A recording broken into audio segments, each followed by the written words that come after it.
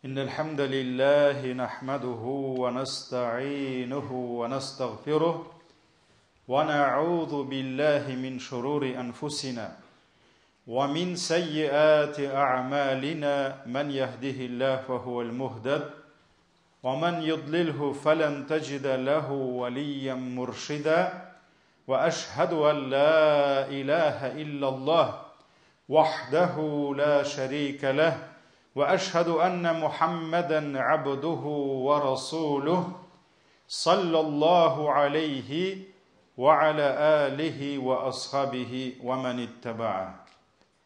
Ғаләмнәрне юктан бар кылып, безне үзенең иге-шиге булмаган сый-хөрмәтләрендә, киң нигъмәтләрендә яшәтүче Раббыбыз Аллаһ Тәгаләгә мең шөкерләребез, мактау ва улуглауларыбыз булсын.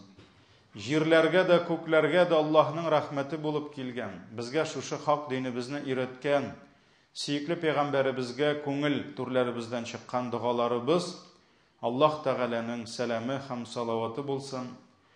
Азиз кардәшләрем, Аллаһ Тәгалә Коръәни Кәримдә әйтте: «Я айюхаллазина аману тақуллаха ва қулу қаулан садида». Эй иман китергән бәндәләр, Аллаһы Тәгаләгә тақва булыгыз. Аның әмерләрен үтәп, тыйганнарыннан ерак торыгыз һәм сүзләрнең күркәмен генә сөйләгез.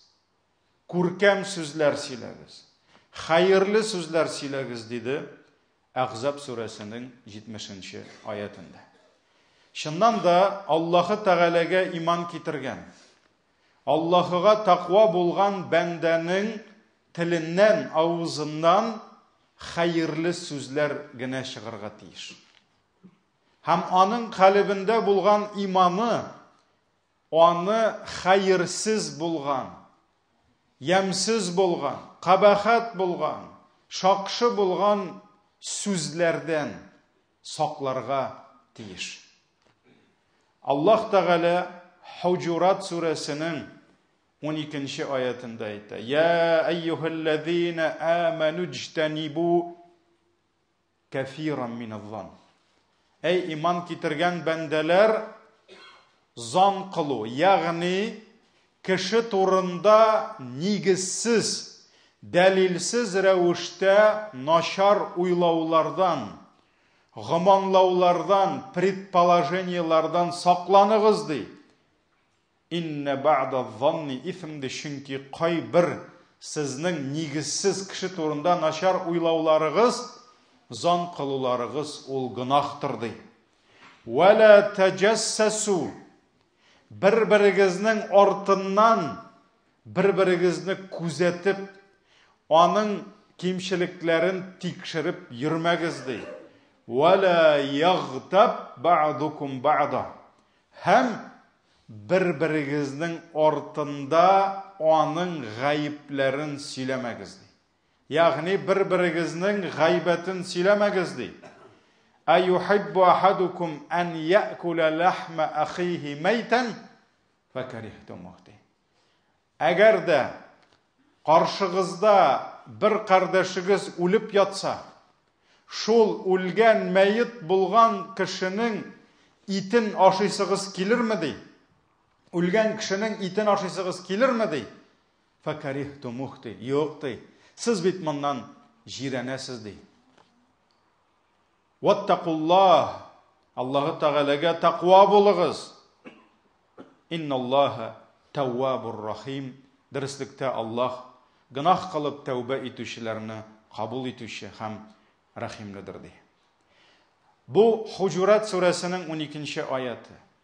Һәм шушы аятта Раббыбыз Аллаһ безне тыя, бер-беребезнең кимчелеген эзләп йөрүдән, бер-беребезнең артында гаипләребезне сөйләп, бер-беребезне яманлап йөрүдән. Һәм шушы аяткә Имам Табари тәфсирендә Абдулла ибн Габбасның сүзләре килә. Абдулла ибн Габбас ул сахабалар заманында зур галим, сахабалар арасында зур галим булды. Һәм ул әйтте: Аллаһы Тәгалә мәйет үләксә итен ашауны харам кылган кебек, мөселман кардәшеңнең артыннан аның гаебен сөйләп йөрүне дә нәкъ шулай харам кылды ди. Ягъни мөселманга үләксә ите дә ашарга ярамый, үлгән кешеме, хайванмы, нәкъ шуның кебек кардәшеңнең артында аның гаепләрен сөйләп йөрүне дә шулай ук харам кылды ди. Һәм шул ук Имам Табарида килә, Амр ибн ал-Ас, улуг сахаба, бер вакыт үтеп бара, үлеп яткан, сасып яткан мул дип әйтелә инде ул, кашыр була. Шушы кашыр үләксәсе яныннан үтеп бара. Ул үләксә инде кояш астында күпмедер ятып, кыртлап, аннан ямсыз, күңелсез, җирәнгеш хисләр килгән була. Һәм ул шунда туктап кала. Һәм аның белән барган кешеләр дә туктыйлар. Шуннан соң ул шушы үләксәгә карый да, "Валлаһи" ди. Аллаһ белән ант итеп әйтәм ди. Әгәр арагыздан берегез ди, шушы сасып кыртлап яткан кашырның, шушы ишәк белән ат кушылган инде кашыр була. Шуның корсагы тулганчы итен ашаса ди, бу хайырлырак булачак ди, кардәшенең артыннан аның гаепләрен сөйләп йөрүгә карый ди. Лутчы шушы кашырның сасыган үләксә итен ашасын ди, туйганчы ди. Бу эш хайырлырак ди, кардәшенең артыннан аның гайбәтен сөйләүгә карый ди. Ягъни кардәшеңнең артыннан аның гаебен сөйләп йөрү җирәнгешрәк ди. Менә бу итне ашауга карый ди. Һәм галәмнәр Раббысы менә шушы аятта килгән мисал белән гайбәт диде, һәм үләксә итен ашау диде. Мисал китерде. Шушы бөек мисал белән ул гайбәт сөйләүнең, сүз йөртүнең никадәр кабахат, никадәр җирәнгеш гамәл икәнен күрсәтә. Һәм ничек итеп менә шушы кеше артыннан аның гаебен сөйләп йөрү, ул айырым кешеләрнең генә тормышын җимерү түгел, ул тулы бер нәселләрнең, тулы бер җәмгыятьләрнең, милләтләрнең нигезен какшата торган, тормышларын җимерә торган зур гынах булып тора. Нәрсәсең ул гайбәт? Гарәп телендә гыйбә. Аның тамыры отсутствующий. Бар әле өстә нокта белән, га белән, гайн белән гыйбә, бар айб. Ноктасыз. Айб ул гаиб дигән сүз. Алар икесе бергә килә, бер генә нокта. Гаиб ул кешенең кимчелеге, гаибе. Бөтен кешедә кимчелек бар. Гаиб ул булмаган кеше. Ягъни гайбәт нәрсә ул? Синең яныңда булмаган кешенең, ягъни ул кешенең артыннан аның гаипләрен сөйләп йөрү кемгәдер. Менә бу гайбәт була. Һәм аның тамыры менә шушы ул булмаган кешегә кайта. Әгәр дә син шушы синең белән булмаган кешене сөйләсәң. Һәм нәрсә ул гайбәт дигәннән әлеге сорауны сөйкле пәйгамбәрбез саллаллаһу алейхи ва саллям үзенең сахабаларына биргән. Имам Муслим сахих җыентыкта килә, Абу Хурайра радиллаһу анху сөйли, бер вакыт Аллаһның илчесе кешеләрдән гайбәтнең нәрсә икәнен беләсезме дип сорады. Шул вакыт кешеләр Аллаһ һәм аның илчесе хәерлерәк белә дип җавап бирделәр. Һәм сөйкле пәйгамбәрбез гайбәт ул кардәшеңне ул теләмәгән рәвештә искә алу диде. Кардәшеңне ул теләми аның турында синең ул сүзләрне сөйләп йөрүеңне. Менә шушы ул теләмәгән сүзләр белән аны артыннан сөйләп йөрү бу гайбәт була диде. Шуннан соң арадан кемдер, әгәр дә ул мин сөйләгән сүзләр чыннан да кардәштә булса, ул дөрес булса ул сүзләр, бу да гайбәт буламы диде. Пәйгамбәрбез саллаллаһу алейхи ва саллям, әгәр кардәшеңдә син сөйләгән гаипләр чыннан да булса ди, син аның гайбәтен сөйләдең ди. Әгәр син сөйләгән сүзләр анда булмаса, ди, син аңа бұқтан қылдың, ди. Шуңа күрә гайбәт ул злословие дип күбрәк тәрҗемә итсәк, гади халыкта сплетни дип тә әйтәләр инде. Ә бұқтан ул инде яла ягу. Булмаган әйберне өстәп әйтү, ул клевета була инде. Ансының җинаяты тагын да зур. Шуңа күрә җәмәгать, карагыз, тормыш. Кайбер кешеләр, мин бит гайбәт сөйләмим, мин булганны сөйлим диләр. Аллаһның илчесе саллаллаху алейхи ва саллям чыннан да кардәшен турында дөресен сөйләү, ләкин гайбен аның артында. Менә гайбәт шушы була инде диде. Шуңа күрә дөресен сөйләү гайбәт була. Әгәр инде ул дөресен сөйләгәндә үзеңнән бераз гына өстәп тә җибәрсәң, ул бит бераз өстисе килә инде. Шайтан бит ул аның белән генә канәгатьләнми. Шуңа күрә бераз гына үзеңнән краскалар, буяулар, бераз гына төсләр кушасың да, әле гайбәт кысаларыннан чыгып, нәрсәгә керәсең? Бұқтанға керәсең. Яла ягу, клеветага керәсең. Һәм менә моңа җәмәгать дөресен сөйләү дигәннән бик зур мисал Пәйгамбәребезнең гаиләсендә була. Аллаһның илчесе Софиягә өйләнгәннән соң, Гайша аның көнчелеге бик каты кытыра. Һәм ул бер вакыт, моны бу хадисне үзе Гайша сөйләп калдырган бу сүзне. Гайша көнчелегемне җиңә алмыйча, ничек Софияны яманларга белмичә, бер вакыт мин Аллаһның илчесенә әйттем ди. Ул Софияның шундый булуы да сиңа җитә бит инде дип әйттем ди. Һәм бу хадисне риваят итүчеләр әйттеләр, Гайша Софияның кыска буен күрсәтте ди. Ягъни, чыннан да Софияның буе кыскарак булган. Һәм Гайша көнчелеген кытырып, аны ничек кимсетергә белмичә, мин аның кыска икәнен әйттем ди. Сиңа җитмиме инде аның шундый кыска булуы дип әйттем ди. Шуннан соң Пәйгамбәребез саллаллаху алейхи ва саллям чыннан да Гайша дөресен әйтә. Ләкин ул кардәшенең кимчелеген күрсәтә. Софиян да юк иде. Димәк, уларның артыннан Софияның гайбәтенә кирде. Хәтта бер ялган сүз дә әйтмәде. Гайша чыннан да озын түгел. Пәйгамбәребез саллаллаху алейхи ва саллям шул вакыт нәрсә диде? Әй Гайша диде. Әгәр дә синең менә шушы бер сүзеңне алып диңгезгә салсак ди, синең шушы бер кабахат сүзең бүтән диңгез суын бозачак диде. Карагыз, диңгез инеш түгел, ручеек түгел, елга түгел. Пәйгамбәребез саллаллаху алейхи ва саллям Кырымда диңгез юк иде. Ләкин нәрсә диде? Диңгез кадәр диңгезгә менә шушы бер сүзеңне салсак ди, бүтән диңгез суы үзгәрер иде ди.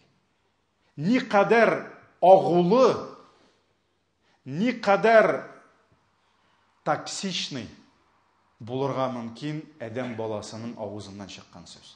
Бүтән диңгез суын үзгәртер. Дөрес сүзме хәтта? Ул алдамады. Чыннан да Софияның буе озын түгел иде. Шуңа күрә җәмәгать гайбәтнең гынахлыгы ялганда түгел.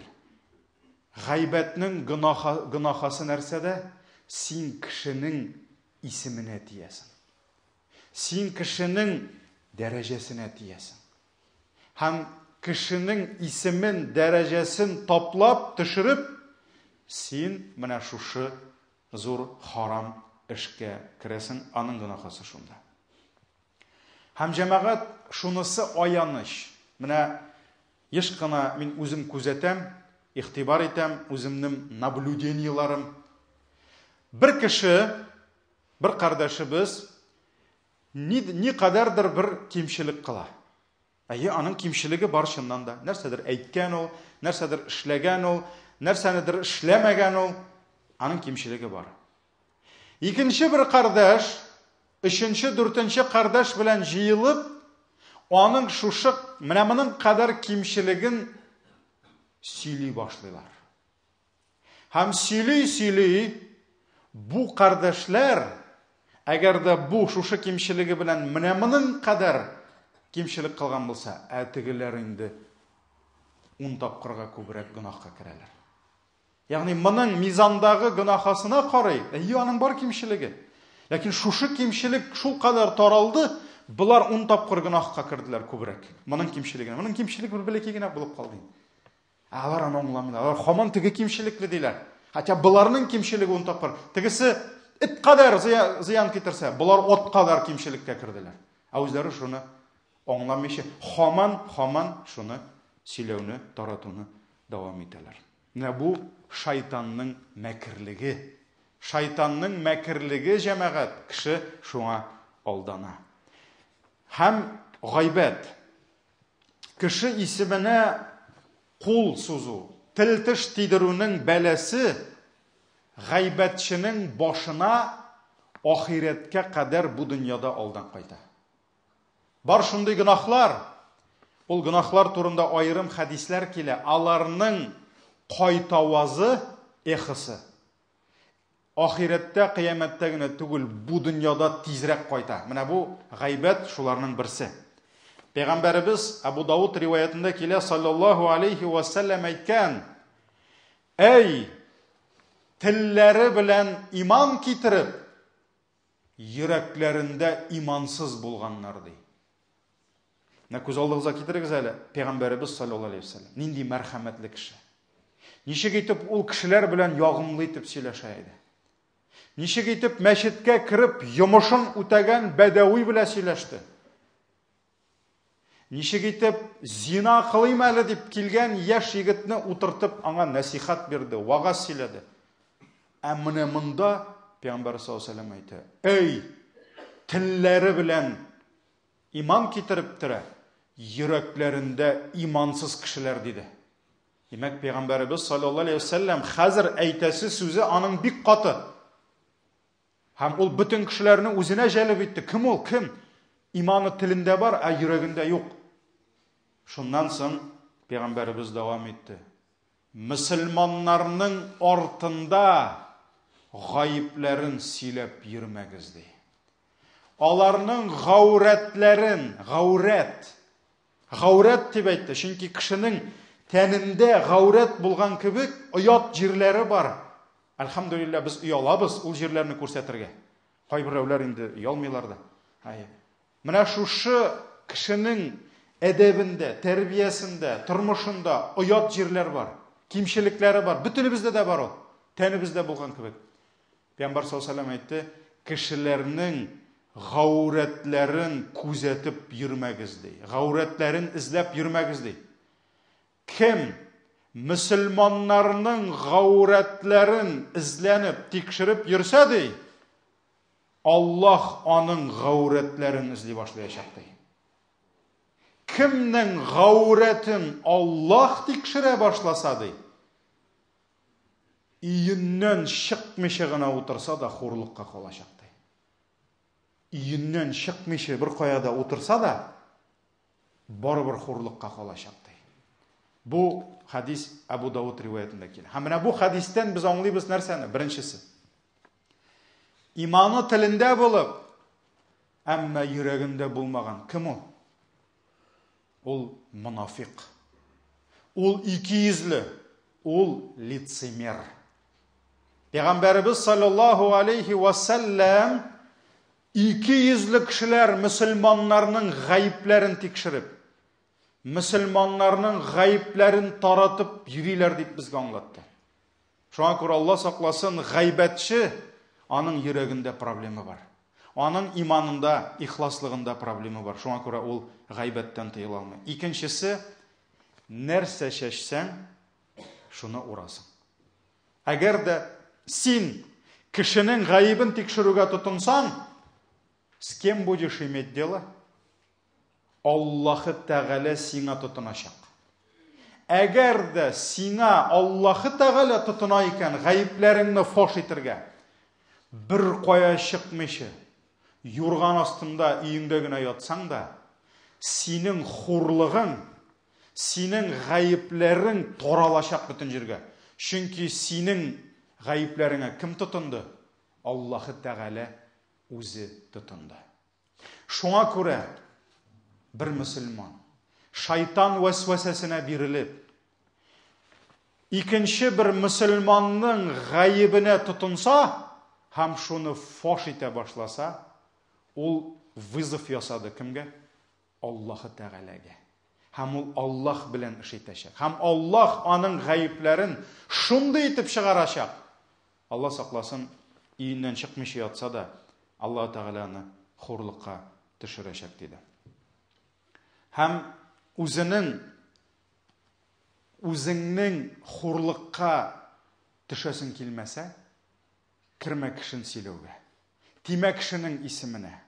Җабир ибн Абдилlah тапшырган, Имам Ахмад риваятында килә, без Аллаһының илчесе янында утырганда кинәт бик каты, бик сосы үләксә исе күтәрелде ди. Бәлки җил чыккандыр, инде нәрсәдер булгандыр. Бик каты үләксә исе килә. Бөтенебез сиздек моны ди. Шуннан соң Пәйгамбәрбез саллаллаһу алейхи ва саллям бу иснең каян чыкканын беләсезме дип сорады ди. Һәм кешеләрнең җавап биргәнен көтмичә үзе җавап бирде ди. Бу иман ияләренең, мөселманнарның гайбәтләрен, гаепләрен сөйләп йөрүчеләрнең исе чыкты ди. Шуңа күрә җәмәгать bir урынга җыелышсак, bir урынга, каядыр җыелдык, базарда, табигать пишмагында, кафеда, ресторанда, һәм бик каты, бик сосы ис чыкты. Без нәрсә эшлибез шул вакытта? Бөтенебез йөзләребезне сыта башлыйбыз. Борыннарыбызны каплый башлыйбыз. Һәм түзеп булмаса нишлибез? Әйдә киттек моннан дип, кемдер турып китә, кемдер торалабыз. Башка җиргә күчәбез. Нигәсен biz мөселманнар bir урынга җыелгач, кемнеңдер авызыннан үләксә исе чыга башлагач, без борыннарыбызны капламыйбыз. Чырайларыбызны сытмыйбыз, колакларыбызны тырпайтабыз. Авызларыбызны җырабыз, чөнки безнең ширле йөрәккә ризык килде, гайбәт. Машалла, да ладно, брат. Ты это когда слышал? Ты где? Я не слышал, мин белмим. Нигәсен без колакларыбызны капламыйбыз? Нигә чырайларыбызны сытмыйбыз? Нигә без турып, юк, монда сосы, монда үләксә исе килә дип чыгып китмибез. Яки икенче хадис. Пәйгамбәрбез саллаллаһу алейхи ва саллям нәрсә диде? Bir мөселман икенче мөселман каршында харам диде. Менә мөселман ул харам, бу харам, бу харам, бу харам, бу харам. Булар харам бөтенесе. Аларның нәрсәсе харам безгә? Харам дигән сүз ул начар дигән сүз түгел бит. Он запретный, заповедный. Мәсҗидул харам дибез. Начармы юк? Юк. Ул харам җир. Анда тигендә эшләгән җирдә монда ярамый. Шуңа күрә мөселман харам ничек? Аның каны харам. Ярамый аның канын алырга. Аны үтерергә ярамый. Аның гомеренә зыян салырга ярамый. Аның каны харам диде. Аның малы харам диде. Малы харам. Аның машинасы харам. Аның киеме харам. Аның акчасы харам. Ләкин халал юл белән алып була, машинасы шадымы килде, ничә сумга бирәсең? Әйдә алышабыз, әйдә фәлән, әйдә тигән. Шуңа күрә аның каны харам, гомере, малы харам, исеме харам диде. Исем, дәрәҗәсе харам. Әгәр дә bir мөселман безнең күз алдыбызда икенче мөселманны үтерә башласа, без карап торабызмы? Машалла, давай дип. Юк, без әйтәбез, син нинди зур гынах кыласың, туктатабыз. Хәтта үтермәсәләр дә туктатырга тырышабыз. Әгәр дә bir мөселман безнең күз алдыбызда икенче мөселманның малын алса, урласа, без карап торабызмы? Юк. Чигенде ул бит аның малына тия дибез. Яки мәсәлән алдап сата, син күрәсең, ул бит алды. Син әйтәсең, брат, Аллаһтан курык, син бит аны алдыйсың ди. Кан, мал һәм исем бергә куйды. Нигә без гайбәт тыңлыйбыз? Нигә безгә кызык ул гайбәт тыңлау? Нигә без ул кабахат, җирәнгеш исләрне сизмибез? Менә шуңа күрә җәмәгать, Алла сакласын. Әгәр дә ислам өммәте, мин башка өммәтләр турында әйтмим дә, менә шушы бер генә гынах, гайбәттән арынса, уйлап карагыз әле, күпме проблема китер иде. Күпме тормышта бәла, күпме талаш, күпме низак китер иде, күпме гынахтан без котылып бәрәкәткә кайтыр идек менә. Шуңа күрә җәмәгать, Фәльякул хайран әу лиясмут дейді Пейғамбар саллаллаху алейхи ва саллям. Әйтәсің икән хайырлысыны, юк икән авызыңны ачма дейді. Дәшмә дейді. Кайбер сахабалар вак таш кабып биргәннәр авызларына, конфет капкан кебек. Ник кабасың дигәч, артык сүз сөйләмәс өчен дип әйтә торган булганнар. Шуңа күрә кайберләр безгә ана бабай безнең шуп старата. Аны балаларга гына түгел, безгә дә кайвакыт суырып бирсәк хайырлы була ул. Шуңа күрә җәмәгать, менә никахта шундый кагыйдә бар. Вали ата үз ризалыгы белән кызын кияүгә тапшыра. Шуңа күрә кыз гына түгел, ата да кияүнең кем икәнен белергә тиеш. Ни өчен? Чөнки кызын кияүгә биргәнче кызга ул хуҗа. Кызны кияүгә биргәннән соң бетте. Ул әти булып калса да, кызның хуҗасы кем? Ире. Ир. Шуңа күрә ул кат-кат уйларга тиеш. Хуҗа булуны кемгә бирәсең? Авызыңдагы сүзгә син хуҗа. Теләсәң чыгарасың, теләсәң урыныңда утыр гына дип әйтәсең, ул утыра. Авызыңнан чыккан сүз сиңа хуҗа. Ул сине күтәрә дә ала, ул сине юкка да чыгара ала. Шуңа күрә хуҗа булуны сүзеңә тапшырыр алдыннан кат-кат уйларга кирәк. Һәм күп вакытта дәшми калуың, уйлап дәшүең хәерлерәк булуын аңларга кирәк. Баракаллаху лана ва лакум фил Кур'анил азим ва нафa'ana bil ayati вад зикрил хаким иннаху хувал гафурur rahim.